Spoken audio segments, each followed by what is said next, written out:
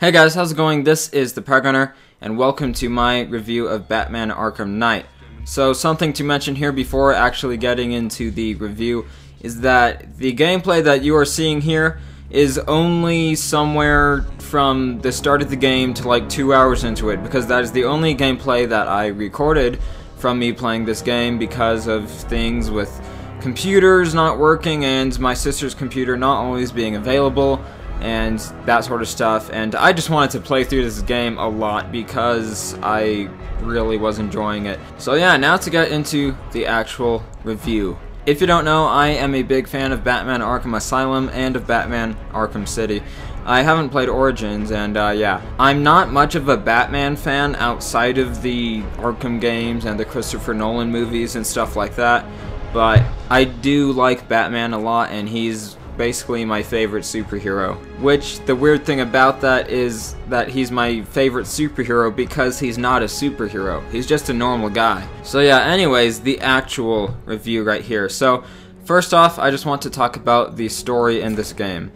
Most of the story in this game is amazing. Like, some of the best storytelling in video games, and it feels a lot like Batman, which I will get into some later. The voice acting and soundtrack, just like in the other Arkham games, it is brilliant. It is just so good, and it helps you feel like you are in that world. So I'm not going to say too much about the story in this game because I don't want to spoil it, and I will be doing a separate video that is where I talk about spoilers in the game, but this review won't have any spoilers. But one thing that I have to say in a review of this, which don't worry, this is not spoilers at all, but since Scarecrow is the main villain in this game, a lot of the story has to do with Batman and his psyche and like him and his inner fears and stuff like that, and the way that they do that is so perfect. It's so good. Okay, so my dad just like walked in and I had to cut some things out, so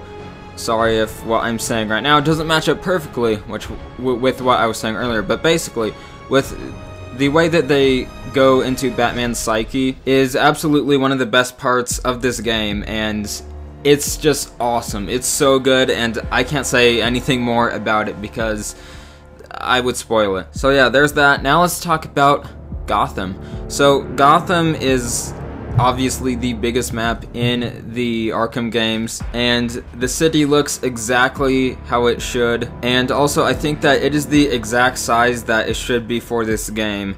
Like, it's not so big to where it's like, oh, I have to go all the way over there, and it's not too small to where you don't have enough room to be Batman and stuff. Also, the graphics in this game are really good, just like most things in this current generation, but yeah, just the rain on Batman's cape and stuff, and the faces and the cutscenes, it just looks really good. And also, one thing that seems weird saying it about this game, but this game has the best ocean water ever in a game that I have ever played. Like, looking out at the ocean and the waves, it just looks really good. It just looks kind of real and stuff, and yeah, that's one of the strangest things you might hear about this game in a review, that this is the best ocean water I've ever seen in a game, but yeah, it does. There's that. And of course, Rocksteady always puts in all of these little details into their open worlds that just make them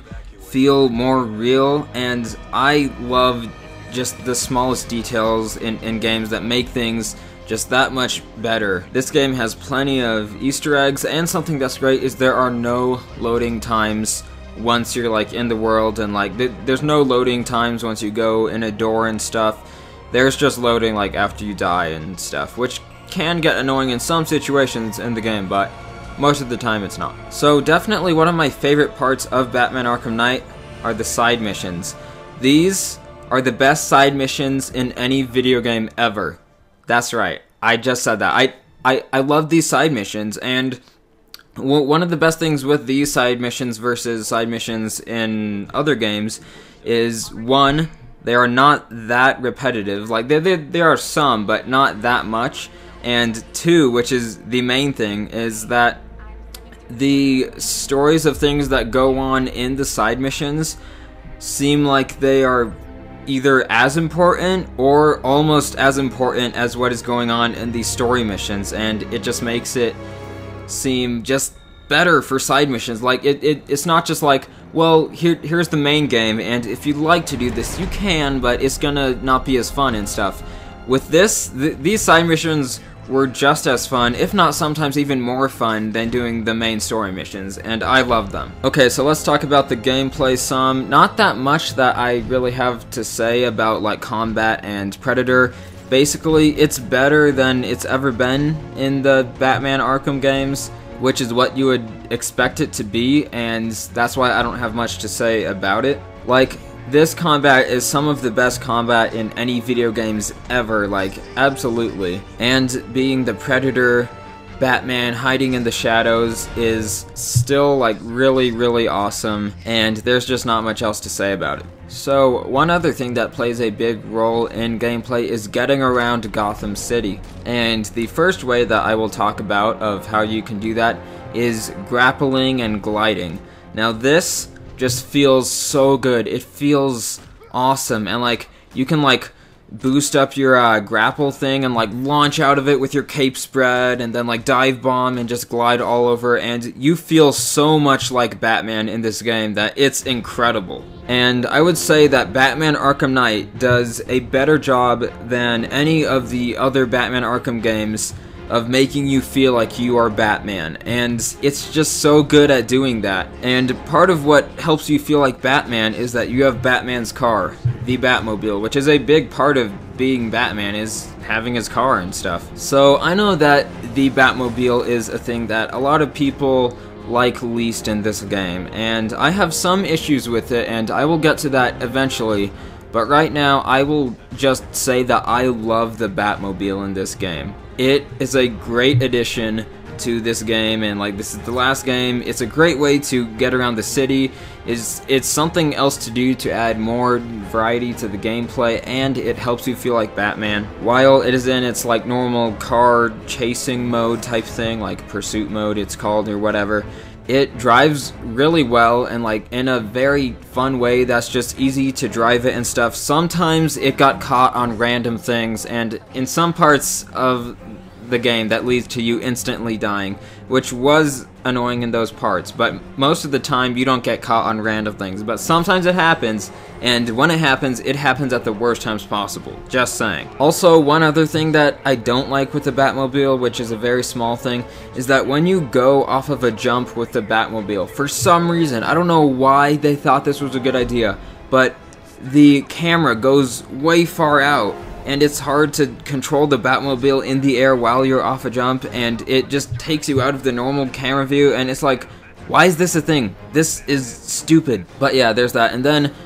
the Batmobile also has battle mode, and this is where everyone is like not liking it that much and stuff, and I am going to be honest here and say that I like the tank battles in Batman Arkham Knight. Well, most of the tank battles in Batman Arkham Knight, I will say that. Now, this is definitely the part of this game that makes you feel the least like Batman, but that's not to say that I didn't really enjoy most of the tank battles in this game. Basically, I think they are fun, it's new, it's different, as I said with the Batmobile driving and stuff. It adds more variety to what you are doing in the game, and I didn't have that much of a problem with Batmobile tank fights throughout most of the game. Basically, I see it as being a new way to fight a new and different enemy in Batman, which is the Arkham Knight, who has all of these forces of tanks and stuff, and it's kind of cool in that sense, even though you do know that basically it's just there to be something new, and it is kind of gimmicky, but still, it's a fun gimmick. I liked it. And by that I mean I liked the Batmobile tank battles until some things happened in the game that made me hate them. So I will talk about this without actually spoiling the game. The first thing they did with the Batmobile tank battles that made me hate them is tank stealth. Who wants to be stealthy in a tank? And plus, these things, they are not fun. They're tedious.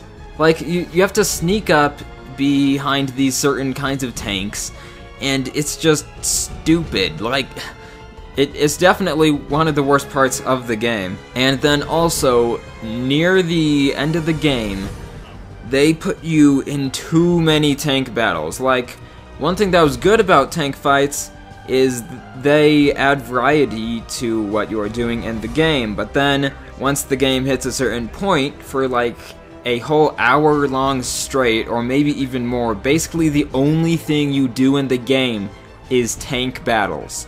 And at that point, they also got pretty hard, and I hated it. I hated it so much. I couldn't stand it, and it literally got to the point to where I didn't feel like Batman at all anymore, and that is a terrible thing.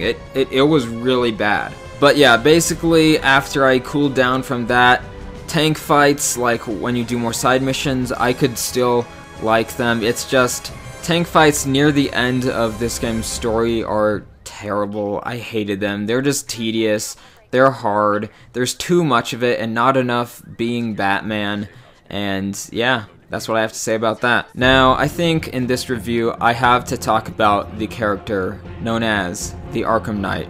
And I won't spoil anything about the Arkham Knight, but I have some things to say about this villain that have nothing to do with spoilers once again. But basically, here's the thing. The Arkham Knight is in this game for two reasons.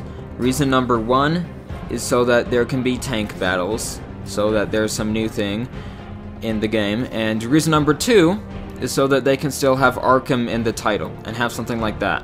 Now, that out of the way, they did do a pretty good job of making this villain in the game and not feeling like he's only serving those two purposes. Like, this is a good villain. I'm not going to say he's not. Now, I am not going to say who the Arkham Knight is, but I will say that even from the start of the game, if you know a few things about Batman lore and stuff, it is very predictable who the Arkham Knight is, and I would have rather had it been like a big thing like, oh, it's this person you would have never expected. But yeah, I won't say anything more about that because I don't want to go into spoiler territory. I just want to say it's really, really predictable. Like, seriously, so predictable. Okay, now some other things to talk about in this game. Not that many major points left, really, but yeah. So, the boss fights in this game. Personally, for me, in Arkham Asylum, I kind of liked the boss fights in that. Like, they weren't that good for most of them, but some of them I actually thought were pretty enjoyable. And then the boss fights in Arkham City, I thought most of them were really good, especially the Mr. Freeze boss fight.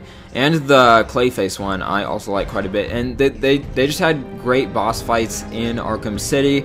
And then in Arkham Knight, there's hardly any boss fights, and pretty much the only boss fights that there are in the game are tank boss fights. Which for me, since, you know, boss fights tend to be more towards the end of the game and stuff, there was already too much tank stuff, and I didn't like the boss fights much at all in this game, so there's that. That's kind of disappointing. Also, towards the end of the story, it seems like there's things that are going wrong, but oh, here is a quick fix to that.